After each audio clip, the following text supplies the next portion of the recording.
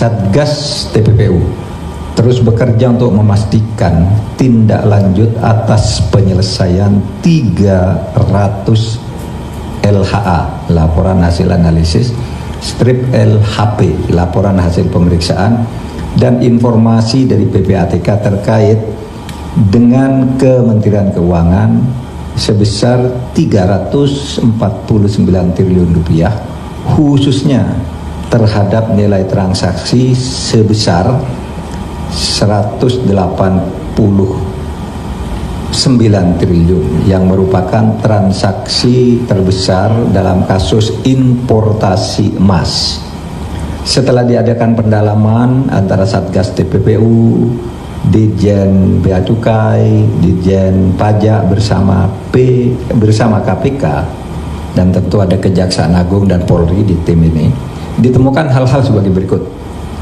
Penyidik Direktorat Jenderal Bea Cukai meyakini telah memperoleh bukti permulaan terjadinya tindak pidana kepabeanan dalam penanganan surat yang dikirimkan oleh PPATK nomor SR 205/2020 dengan nilai transaksi mencurigakan sebesar 189 triliun rupiah.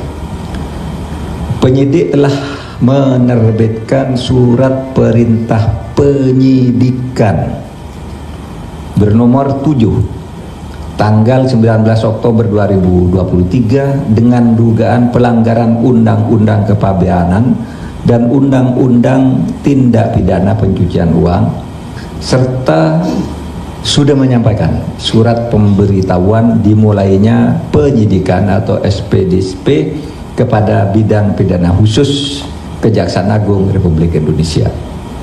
2. Transaksi emas dalam periode 2017 sampai dengan 2019 melibatkan 3 entitas terafiliasi dengan grup SB. SB ini inisial orang yang bekerja sama dengan perusahaan di luar negeri.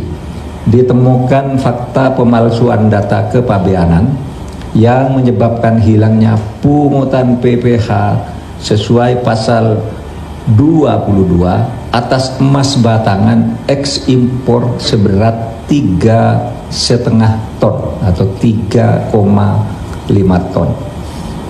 3. Modus kejahatan yang dilakukan adalah mengkondisikan seolah-olah emas batangan yang diimpor telah diolah menjadi perhiasan dan seluruhnya telah diekspor. Padahal berdasar data yang diperoleh, emas batangan sebesar 3,5 ton diduga beredar di perdagangan dalam negeri.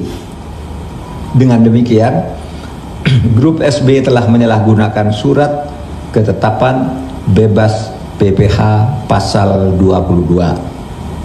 Keempat, Direktorat Jenderal Pajak juga memperoleh dokumen perjanjian tentang pengolahan anoda logam dari salah satu BUMN yaitu PT Antam ke grup SB PT LM pada tahun 2017 yang diduga perjanjian ini sebagai kedok dari grup SB untuk melakukan ekspor barang yang tidak benar.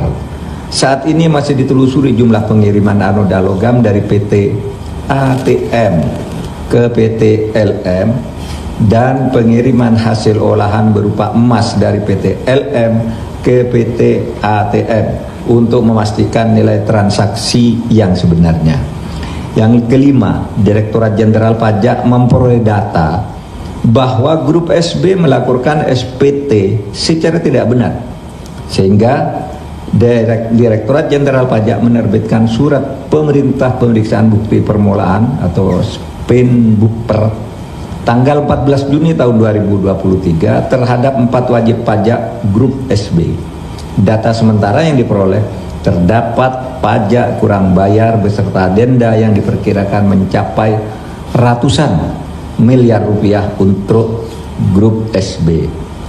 6. Dalam menjalankan bisnisnya, SB memanfaatkan orang-orang yang bekerja padanya sebagai instrumen untuk melakukan tindak pidana kepabeanan, perpajakan, dan tindak pidana pencucian uang.